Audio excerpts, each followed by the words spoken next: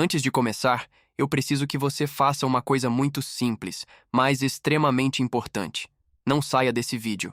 O que você vai ouvir agora é sério, é grave e pode mudar completamente a forma como você entende a política no Brasil.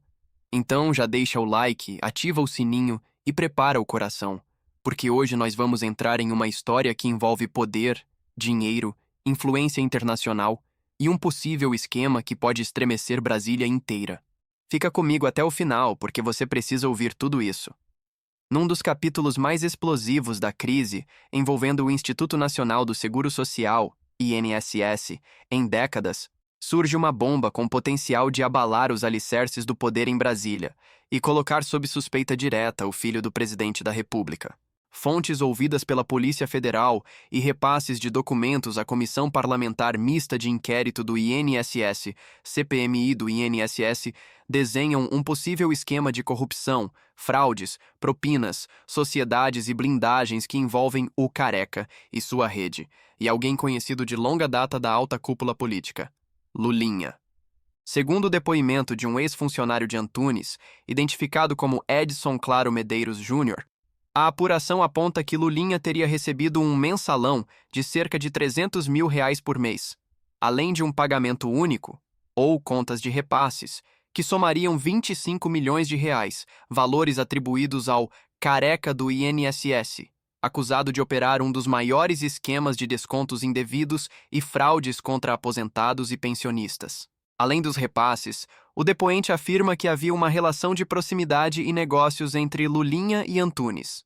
Viagens conjuntas, estadias no exterior, possíveis sociedades e até envolvimento em um empreendimento internacional, uma empresa de cannabis medicinal com operações previstas no Brasil, em Portugal e em outros países, supostamente com participação de Lulinha de forma oculta. O conteúdo apreendido no celular de Antunes, reporta a imprensa, incluiria conversas entre ele e o filho do presidente, além de áudios, trocas de mensagens e documentos que, segundo a denúncia, dariam corpo à suspeita. O material foi entregue à PF e chegou à CPMI do INSS para análise.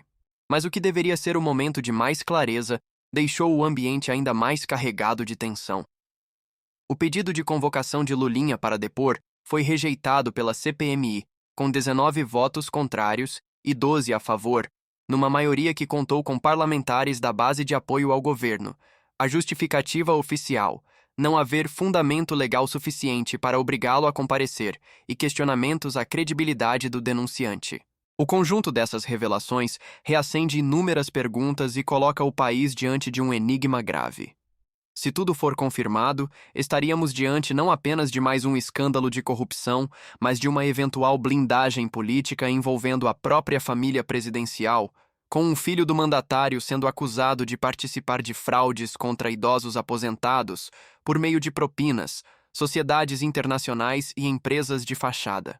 A denúncia, se verificada, tem poder para provocar terremotos institucionais, abalar a credibilidade do governo, mobilizar a opinião pública, fomentar pressão para investigações judiciais e reacender debates sobre impunidade e favorecimentos políticos num momento delicado da vida nacional.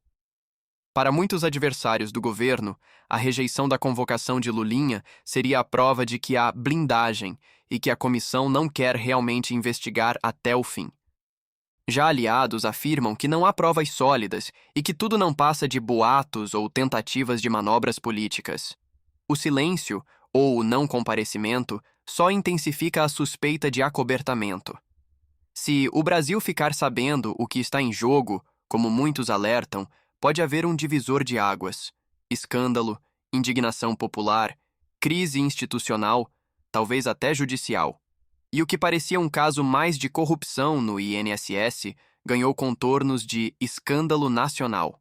A dúvida agora: será que a justiça e a opinião pública vão deixar esse capítulo morrer sem respostas? Ou finalmente irão exigir transparência, responsabilização e, se for o caso, punição de quem estiver envolvido?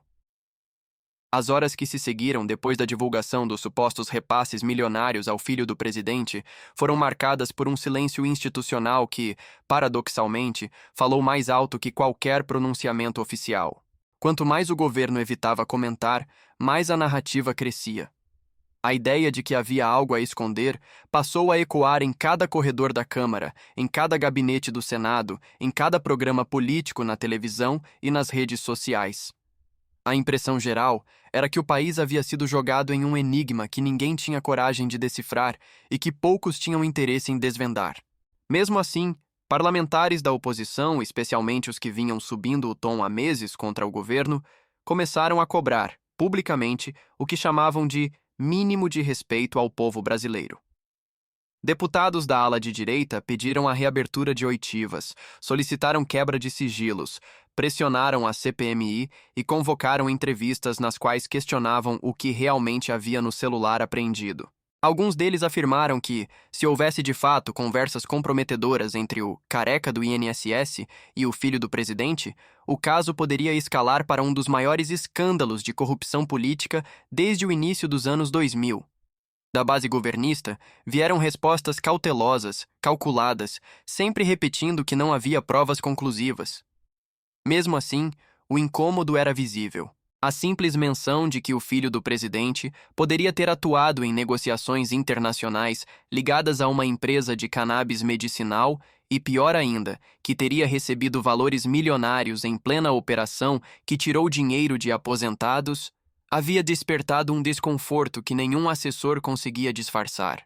O governo tentou minimizar, tentando emplacar a narrativa de que tudo não passava de depoimentos de um desafeto de Antônio Carlos Camilo Antunes, mas as contradições do silêncio oficial tornaram esse argumento frágil, quase improvável. O que realmente irritou a oposição foi a resistência da CPMI em convocar Lulinha para depor. A votação que rejeitou a convocação foi acompanhada por discursos inflamados dentro do plenário, sobretudo de parlamentares que afirmaram que o Brasil estava presenciando uma blindagem institucionalizada. A fala de um deputado da direita repercutiu muito. Não tem nada mais humilhante do que ver aposentados perderem dinheiro e o país fingir que está tudo normal. Se fosse o filho de qualquer outro presidente, já estaria sendo esmagado por manchetes. Mas aqui vemos proteção, silêncio e medo.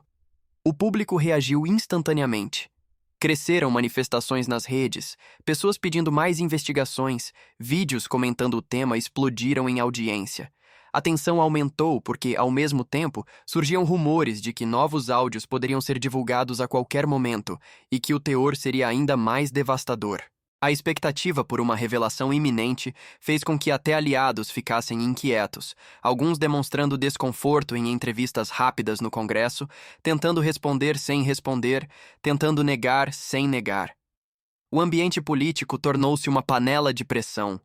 Líderes partidários buscaram reuniões emergenciais, tentando conter danos, prever desdobramentos e entender se a situação poderia se tornar insustentável. A possibilidade de que o presidente tivesse tido conhecimento dos repasses foi levantada por parlamentares, ainda sem provas, mas o suficiente para tornar o clima ainda mais explosivo. O receio era que, se houvesse qualquer indício de que alguém do governo tentou interferir ou proteger o filho do presidente, a crise ganharia uma proporção inédita, arriscando até a estabilidade política. Nas ruas, nos ônibus, nos bares, nas rodas de conversa, o assunto já estava instalado. A indignação de muitos brasileiros não vinha apenas das denúncias, mas da sensação de injustiça. Em um país que exige sacrifícios constantes dos trabalhadores, descobrir que milhões poderiam ter sido desviados de aposentados, enquanto membros da elite política eram supostamente beneficiados, gerava revolta. E à medida que cada detalhe surgia, a comoção aumentava. O que se instalou foi mais do que um escândalo. Tornou-se um teste de moralidade pública, uma batalha entre transparência e poder. E o silêncio dos envolvidos continuava ecoando como um sinal de que o buraco poderia ser ainda mais profundo. Com o avanço da repercussão, a pressão recaiu sobre as instituições que agora carregavam nas mãos a responsabilidade de esclarecer um possível esquema bilionário. A Polícia Federal, que recebeu o celular de Antônio Carlos Camilo Antunes, tornou-se peça-chave de um quebra-cabeça que o país inteiro observava. As mensagens, áudios e documentos apreendidos foram registrados como volumosos, milhares de páginas, dezenas de gigabytes de conversas, supostos indícios de repasses e negociações que atravessavam fronteiras. Especialistas jurídicos começaram a comentar que, diante do material, a PF deveria agir com absoluto rigor, principalmente por envolver a família presidencial. Qualquer decisão, até mesmo o ritmo da investigação, passou a ser acompanhada com lupa por jornalistas, analistas políticos e cidadãos comuns. Havia uma cobrança implícita para que nenhuma autoridade ousasse manipular, atrasar ou suavizar os fatos. A direita, firme no discurso de combate à corrupção, exigia celeridade e transparência, afirmando que quem não deve, não teme, e que ninguém está acima da lei, nem mesmo o filho do presidente. Enquanto isso, o nome do ministro André Mendonça ganhava destaque por estar ligado a decisões cruciais sobre a investigação. A simples menção de que um ministro poderia ter acesso ou influência sobre o caso gerou debates intensos. Líderes da direita diziam que era necessário acompanhar cada movimento, cada despacho, cada sinal emitido pelas autoridades. O temor era que o processo se transformasse em mais um daqueles episódios que se perdem no tempo, arquivados silenciosamente enquanto o país se acomoda e esquece. Mas havia um detalhe que tornou tudo ainda mais controverso. A possível sociedade de Lulinha na empresa de cannabis medicinal em Portugal, operada sob o nome comercial de World Cannabis. O fato de a companhia ter sido estruturada com ambições internacionais, Estados Unidos, Europa e Brasil, acendeu discussões sobre lavagem de dinheiro, triangulação financeira e até influência política em contratos futuros com o Ministério da Saúde. O projeto batizado de Amazônia, que teria sido apresentado como proposta para fornecer produtos derivados de cannabis ao Sistema Único de Saúde, começou a ser investigado sob outra perspectiva. Teria sido um plano de negócios legítimo ou uma forma de legalizar os recursos desviados do INSS? A oposição pediu oficialmente auditorias sobre qualquer contato da empresa com órgãos públicos. Deputados solicitaram listas de reuniões, e-mails, registros de entrada de empresários estrangeiros, voos internacionais e contratos que pudessem estabelecer vínculos diretos ou indiretos com autoridades brasileiras. A suspeita de que o poder político poderia ter sido usado para facilitar licenças, abrir portas ou acelerar processos burocráticos transformou a denúncia inicial em algo bem maior. Enquanto isso, aliados do governo tentavam, cada vez com menos convicção, desacreditar o depoente Edson Claro. Tentavam pintá-lo como alguém em busca de vingança, um funcionário ressentido ou mero oportunista. Mas, à medida que surgiam detalhes adicionais, viagens compartilhadas, encontros empresariais, fotos, agendas e supostas mensagens trocadas, a tese de que tudo não passava de invenção ia perdendo força. Pelo contrário, começava a surgir uma sensação nacional de que se estava apenas vendo o início da história. Uma frase dita por um senador da direita acabou se tornando viral. Se esse caso for investigado até o fim, haverá consequências que o Brasil não tem ideia, e talvez seja por isso que tantos têm medo. A frase ganhou vida própria, repetida em entrevistas, lives, vídeos curtos, discussões públicas, transformando o escândalo em uma espécie de símbolo da crise moral e política da nação. Com a população cada vez mais atenta e indignada, Brasília passou a viver sob um clima permanente de antecipação. Qualquer nova movimentação da Polícia Federal poderia se tornar manchete nacional. Qualquer decisão do Congresso poderia acender protestos. E qualquer silêncio do governo servia apenas como combustível para a suspeita de que havia algo mais grave por trás da cortina. O país, mais uma vez, encontrava-se diante de uma encruzilhada. De um lado, a promessa de transparência e justiça que tantos brasileiros desejam. Do outro, o fantasma da impunidade, sempre rondando os grandes escândalos da história recente. E, no centro de tudo isso, uma pergunta simples e poderosa, repetida por milhões. Se tudo isso for verdade, até onde essa história vai chegar? Se depois de ouvir tudo isso você também acha que essa história precisa vir à tona, custe o que custar, então compartilhe esse vídeo agora mesmo. Quanto mais gente assistir, maior a pressão para que a verdade apareça.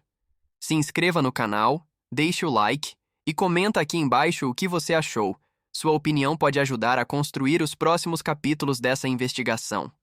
E se você quiser que eu traga os novos desdobramentos assim que surgirem, comenta: quero a parte 2.